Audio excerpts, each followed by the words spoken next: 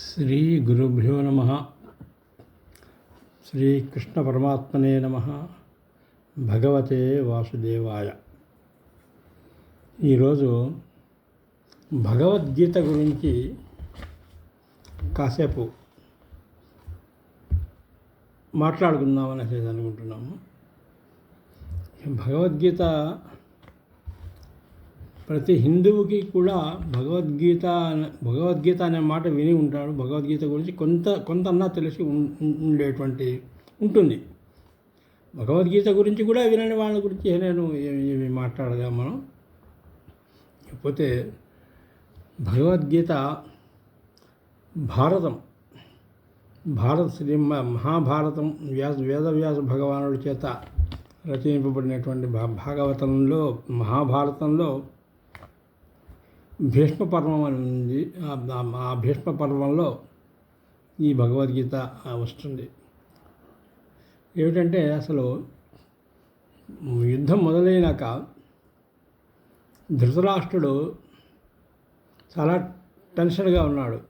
ఏం జరుగుతోంది, యుద్ధంలో ఏం జరుగుతోంది, అక్కడ ఎలా ఉంది పరిస్థితి ఏమిటి అనేసి విషయంలో ఉండగా ఇప్పుడు వ్యాసుడు అక్కడికి వచ్చాడు. వ్యాసుడితో ఆయన మాట్లాడినప్పుడు వ్యాసుడు ఆయన అడిగాడు, యుద్ధాన్ని నువ్వు ఏమన్నా చూస్తావా, నువ్వు డైరెక్ట్గా యుద్ధం అంతా అక్కడ జరుగుతున్నదంతా నీకు కనిపించేటట్టుగా నేను చేయగలను, నువ్వు చూస్తావా అని చేసి ఆయన అడిగాడు ధృతరాష్ట్రుడిని. ధృతరాష్ట్రుడు వద్దు నేను నా ఈ పాండవులు వీళ్ళ యుద్ధం ఇదంతా నేను చూడలేను, ఇక్కడ చాలా ఘోరంగా ఉంటుంది యుద్ధం ఉన్నాక, అందువల్ల యుద్ధాన్ని గురించి నేను చూడలేను, కానీ ఎవరన్నా చెప్తూ ఉంటే నేను యుద్ధాల గురించి విందామని చేసే ఏదో నాకు ఉందా, అంతేగాని నేనుగా ఆ యుద్ధాన్ని నేను చూడను అని చెప్పినేసి అన్నాడు అనమాట. సరే అనేసి ఆయన సంజయుడిని పిలిచి చెప్పాడు. సంజయ నేను నీకు కొన్ని శక్తులు ఇస్తాను, అంటే నువ్వు ఆ యుద్ధాన్ని నువ్వు చూడగలవు, ఆ యుద్ధంలో వాళ్ళు మనసులో ఏమనుకుంటున్నారు అనేటువంటిది, ఎలా జరుగుతుంది అనేటువంటి విషయాలంతా కూడా నువ్వు ఇప్పుడు ప్రస్తుతం మనకు వస్తున్నటువంటి క్రికెట్ టీములు జరుగుతున్నప్పుడు అవి వస్తుంటాయి కదా లైవ్ టెలికాస్ట్లు, ఆ విధంగా నీకు చెప్పగలిగేటువంటి శక్తిని నీకు ఇస్తున్నాను, నువ్వు ఈయన అడిగినప్పుడు నువ్వు చెప్పు ఆయనకి అని చెప్పాడు. సరే ఆయన వ్యాసుడు చెప్పినటువంటి మాట మీద సంజయుడు ఏం చేశాడంటే యుద్ధరంగానికి వెళ్ళాడు, కురుక్షేత్రంలోకి వెళ్ళాడు. ఒక 10 రోజులు ఆ యుద్ధాన్ని ఆయన గమనించాడు. అక్కడ 10వ రోజు యుద్ధంలో ఏం జరిగింది, భీష్ముడు కూలిపోయినాడు. అంటే భీష్ముడు రథంలో నుంచి కింద పడిపోయాడు. ఆయనకి కింద పైన అంతా కూడాను బాణాలు గుచ్చుకొని ఆయన ఒక మోదుగు చెట్టులాగా రక్తం కారుతూ ఆయన చాలా తీవ్రమైనటువంటి పరిస్థితిలో ఆయన కింద పడిపోయినాడు. పడిపోయినప్పుడు అందరూ కూడా గబగబా యుద్ధం ఆపేసేసి దుర్యోధనుడు కానీ అటు అర్జునుడు ధర్మరాజు వీళ్ళందరూ కూడా అక్కడికి వచ్చారు ఆయన దగ్గరికి.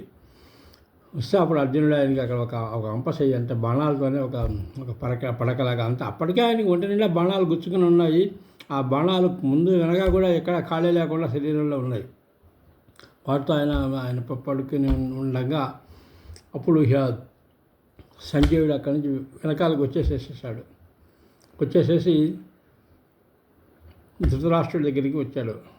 అంతా నేను చూసి వచ్చాను, నీకు చెప్పమంటావా అని అడిగాడు.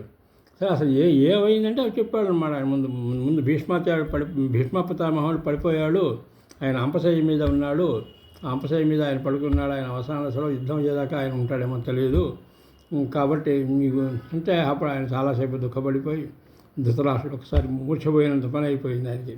అప్పుడు ఆయన అసలు ఇంత ఘోరం ఎలా జరిగింది, నేను యుద్ధంలో భీష్మాచార్యుడు మన పక్షంలో ఉన్నాడు కాబట్టి యుద్ధం మనకి విజయం ఉంటుందన్నట్టుగా నేను అనుకుంటూ వచ్చేసి ఎందుకు ఇలా జరిగింది ఏమిటి అసలు ఇప్పుడు మొత్తం నాకు అంతా చెప్పమని చెప్పనేసి అడిగిన మీదట అప్పుడు సంజయుడు ధృతరాష్ట్రుడికి చెప్పాడనమాట.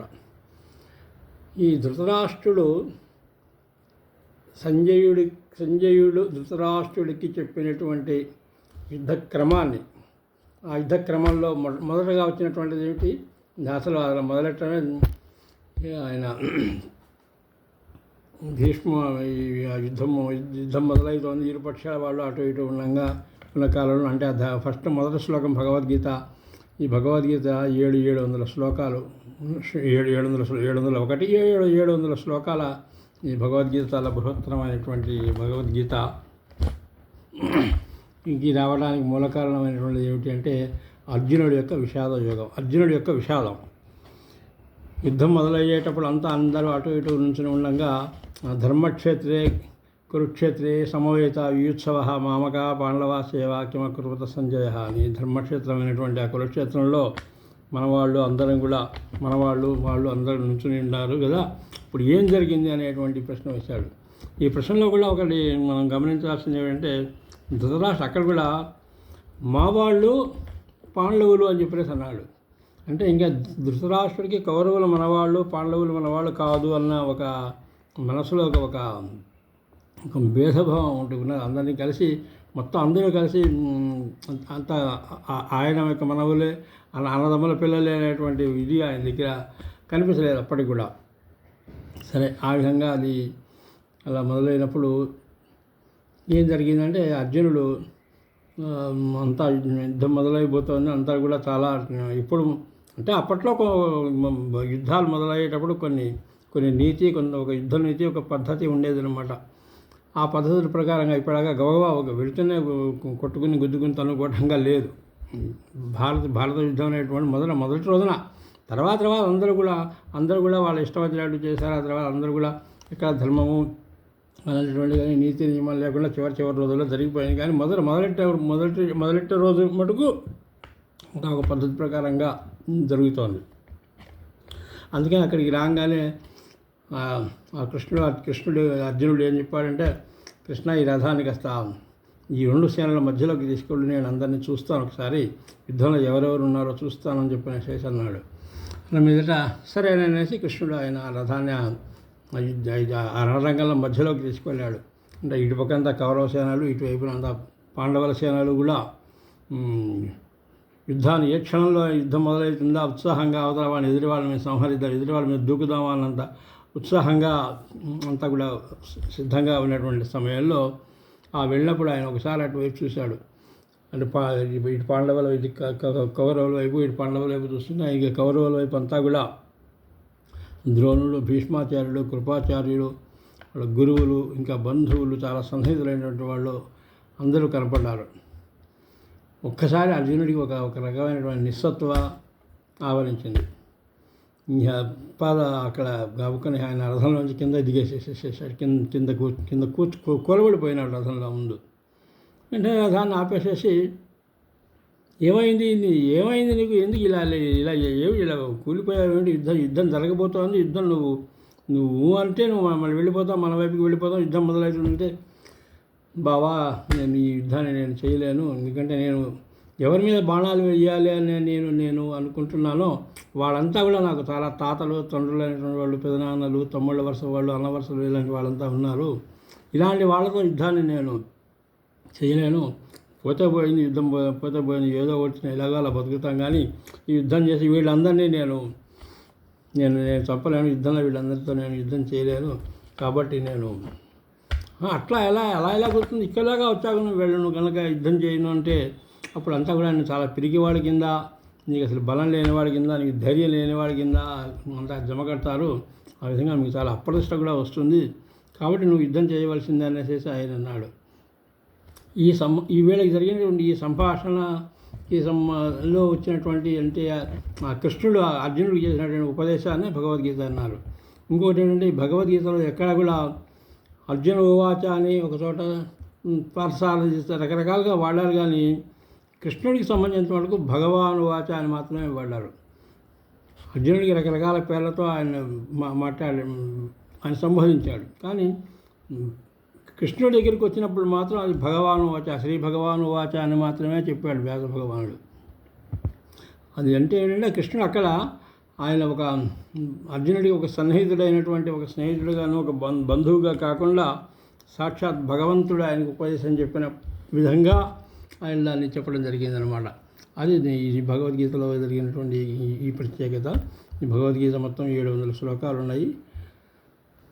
ధర్మక్షేత్ర అనేటువంటిది అయిపోయినాక ఫస్ట్ ఆ విధంగా కూలబడిపోయినటువంటి అర్జునుడిని చూసి కృష్ణుడు చెప్పినటువంటి మొదటి మాట, అశోచ్యాననుశోచస్త్వం ప్రజ్ఞావాదాంశ భాషసే గతాసూన్ అగతాసూన్ నానుశోచంతి పండితాహ అనేసి అన్నాడు. అంటే నువ్వు ఎవరి గురించి నువ్వు దుఃఖించాల్సిన అవసరం లేదు, అలాంటి వాళ్ళ గురించి నువ్వు దుఃఖిస్తున్నావు. పండితులైనటువంటి వాళ్ళు కూడా ఇలాంటి విషయాల్లో దుఃఖాన్ని చెందరు అన్నాడు అనమాట. అశోచ్యానశోచిస్తాం ప్రజ్ఞావాదాంత భాష. పైగాను చాలా లాజిక్ చెప్తున్నావు. వీళ్ళంతా నాకు చాలా సంబంధించిన వాళ్ళు, వీళ్ళు నాకు సంబంధించిన వాళ్ళు, ఇలాంటి వాళ్ళని నేను ఎలా చంపుతాను అంటే ఏంటంటే నేనే చంపుతున్నాను అని అనేటువంటి ఒక ఇదిలో ఉన్నాడు, భ్రమలో. అంతేగాని వాళ్ళ కాలం తీరింది, వాళ్ళకి మూడింది, వాళ్ళు ఇక్కడికి వచ్చారు, ఆయుష్ తీరింది కాబట్టి వాళ్ళు పోతారు అన్నట్టుగా అనుకోవటం లేదు. వీళ్ళందరినీ నేనే చంపబోతున్నాను, నా చేతుల్లో వీళ్ళు వస్తారు కాబట్టి ఈ పాపం అంతా కూడా నాకు ఎక్కడ అంటుతుందో అన్నట్టుగా ఆయన ఇలాంటి పాపాన్ని నేను చేయలేను, వీళ్ళందరినీ చెప్పి ఈ రక్త కూడు నేను తినలేను అన్నట్టుగా ఆయన మాట్లాడుతున్నాడు అనమాట. నేను ప్రజ్ఞావాదాంశ భాష, అందుకని నువ్వు ఎంతో చాలా లాజిక్లు మాట్లాడుతున్నావు పైగా అనేసి అన్నాడు అనమాట. అశోచ్య నన్నశోచస్వం ప్రజ్ఞావాదాంశ భాషసే గతాసూన్ అగతాసూంశ్చ నానుశోచంతి పండితాః. ఉన్నవాళ్ళని గురించి కానీ పోయిన వాళ్ళని గురించి కానీ పండితులైనటువంటి వాళ్ళు ఎవరు కూడాను శోకించరు అనేసి ఆయన చెప్పాడు. ఆ తర్వాత వెంటనే 2వ శ్లోకంలో ఏం చెప్పాడు ఆయన? కనీసం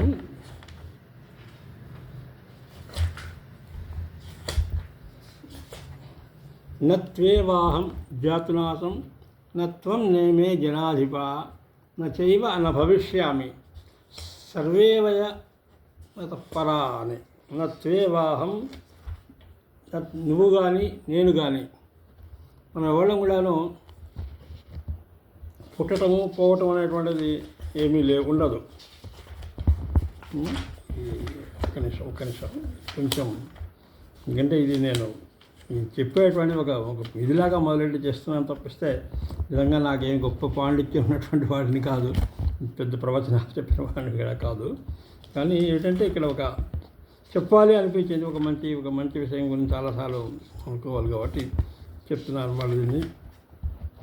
నత్వేవాహం జాతునాసం నత్వం నేమే జనాధిపా నైవ న భవిష్యామః సర్వే వయమతః పరం. మనం ఇప్పుడంతా కూడా ఉన్నటువంటి వాళ్ళం, వీళ్ళంతా కూడా ఇదివరకు లేము, ఇప్పుడే ఉన్నాము, ఇంకా తర్వాత ఇప్పుడు యుద్ధం అయిపోయినాక మనం అంతా చచ్చిపోతాము అనేటువంటి అలాంటి ఏమీ కూడా లేదు. మనం అంతగా ఎప్పుడు ఉన్నవాళ్ళం, మేము ఇదివరకు ఉన్నాము, ఇప్పుడు ఉన్నాము, తర్వాత కూడా మనం ఉంటాము. ఈ ఊరికనే ఇది శరీరంలో ఏ విధమైనటువంటి మార్పులు జరిగినాయో అంటే ఇది శరీరం పుట్టినప్పుడు ఉన్నట్టుగా ఆ తర్వాత లేము ప్రస్తుతం ఇప్పుడు ఏదో ఒక వృద్ధాప్యంలో ఒక పెద్ద వయసులో ఉన్నాము కాబట్టి శరీరం అంతా పుట్టినప్పుడు ఉన్నట్టుగా ఇప్పుడు శరీరం లేదు.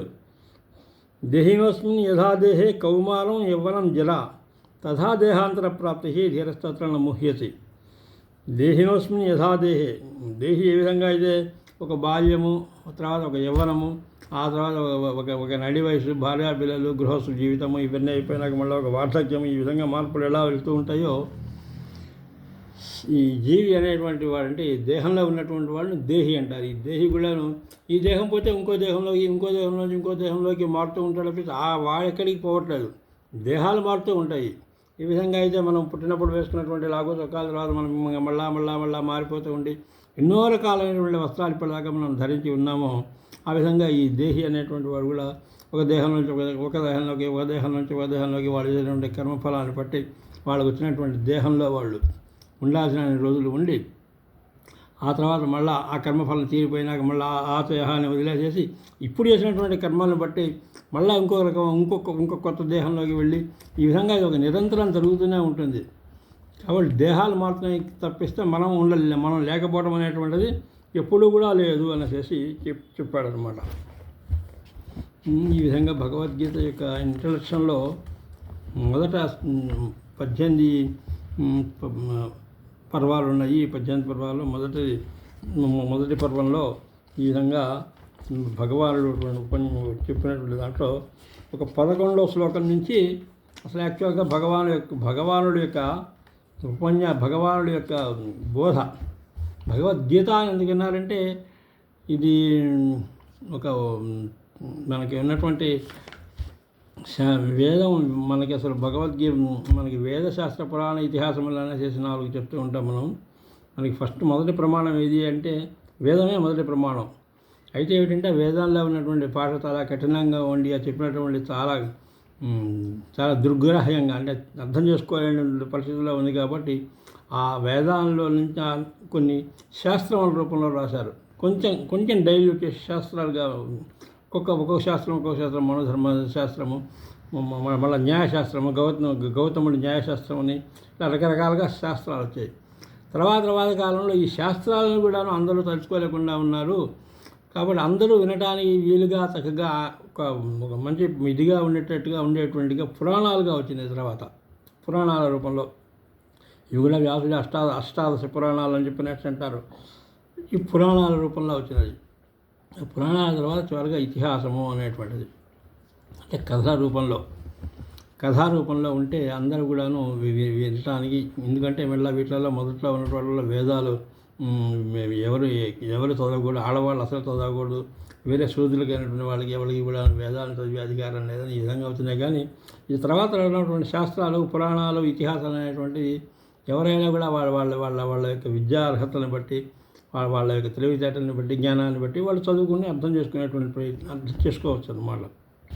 అందువల్ల దీన్ని ఏమంటారంటే భారతాన్ని ఇతిహాసం అని చెప్పినేసి అంటారు అన్నమాట.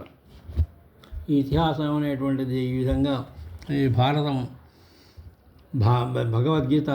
భగవద్గీతకి ఆ విధంగా అర్జునుడి యొక్క విషాదం వల్ల అర్జునుడు విల్లు బాణాలని కింద బాల చేసి ఏడమ్మ వేసుకొని కూర్చున్నప్పుడు శ్రీకృష్ణుడి చేత ఇది ఉపదేశించబడింది. కానీ దీన్ని భగవానువాచ అంటూ మొదలెట్టేసేసి దీన్ని జరుగుతూ ఉంటుంది అన్నమాట. ఇది ఎలా వస్తుందంటే అశోచ్యాననుశోచస్తం ప్రజ్ఞావాదాంశ్చ భాషసే గతాసంశ్చ నానుశోచంతి పండితాః నత్వేవాహం జాతనాసం నత్వం నేమే జనాధిపాః నచైవ న భవిష్యామః సర్వే వై మతః పరం అని చెప్పి ఆ తర్వాత అలాగే ఇందాక చెప్పినట్టుగా దేహినోస్మిన్ యథా దేహే కౌమారం యవ్వనం జరా తథా దేహాంతర ప్రాప్తి ధీరస్తత్ర ముహ్యతి. అలాగే ఈ విధంగా అయినట్టయితే బాల్యంలో నుంచి యవ్వనంలో నుంచి వృద్ధాప్యంలోకి వచ్చేసేస్తుందో ఆ విధంగానే ఈ దేహం వారు ఇంకో దేహం రావడం కూడాను ఒక పద్ధతి ప్రకారంగా జరుగుతుంది. కాబట్టి దాని గురించి ఎవరు కూడాను చింతించాలి. నువ్వు చింతించినా కూడా ఉండటం అనేటువంటిది ఎలాగో జరగదు. ఎలాగో ఈ శరీరాన్ని వదిలిపెట్టి వెళ్ళవలసిందే. నువ్వు బాధపడకపోయినా, భయపడ్డా, ఇంకోటి చేసినా, ఏం చేసినా కూడా శరీరం ఈ కర్మ అనుభవించడం అయిపోగానే ఈ శరీరం పడిపోతుంది. అవశ్యం అనుభోక్తవ్యం కర్మఫలం శుభాశుభం అన్నారు. కాబట్టి ఆ కర్మ యొక్క ఫలాన్ని అనుభవం అయిపోయినాక అది అక్కడితో అది అయిపోతుంది అన్నమాట. ఇప్పుడు మనం ఇంట్లో ఒక పనివాడిని ఎవరైనా పెట్టుకుంటాం, ఏదో బాకీ ఉంటే వాడికి పని చేస్తూ ఉంటారు ఇంట్లో. వాడి బాకీ తీరంగానే వాడు ఒక క్షణం కూడా అక్కడ ఉండాలి కదా, సార్ నేను పోతున్నాను, నా పైసలకి మీకు చేసినటువంటి ఈ శ్రమకి 2 సరిపోయినాయని వెళ్ళిపోతుంటాడు. అదేవిధంగా ఈ శరీరం ఈ లోకంలోకి వచ్చిన వాళ్ళు కూడా మళ్ళీ వెళ్ళిపోతుంటారు. మళ్ళీ వాళ్ళు ఈ జన్మలో వాళ్ళు చేసినటువంటి కర్మల యొక్క ఫలితంగా మళ్ళీ ఇంకో జన్మలోకి మళ్ళీ వెళుతూ ఉంటారు అన్నమాట. ఈ విధంగా ఊరికనే ఈ రోజుకి నేను ఇక్కడితో దీన్ని ముగిస్తున్నాను. ఈ భగవద్గీత తర్వాత మళ్ళీ వీలు వెంట ఇంకా తర్వాత అధ్యాయాలు ఇంకా మిగిలిన భగవద్గీత కూడా చెప్పడానికి ప్రయత్నం చేస్తాను. నాకు మా వీలు వెంట భగవంతుడు ఆ భగవానుడి యొక్క అనుజ్ఞ ఉండి నేను చెప్పగలిగినట్లయితే దీన్ని చెప్పడానికి ప్రయత్నం చేస్తాను. స్వస్తి.